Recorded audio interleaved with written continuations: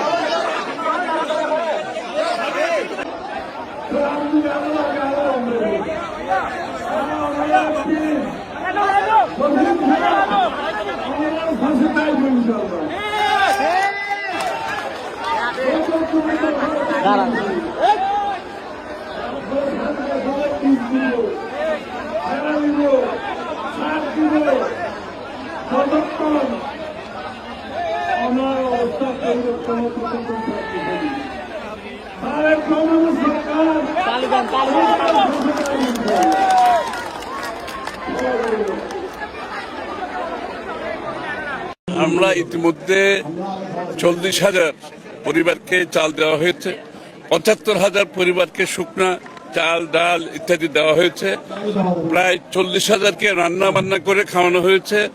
এই ধারা কিন্তু অব্যাহত আছে, এটা চলতে থাকবে। এরপরে পুনর্বাসন কার্যক্রম আরম্ভ হবে।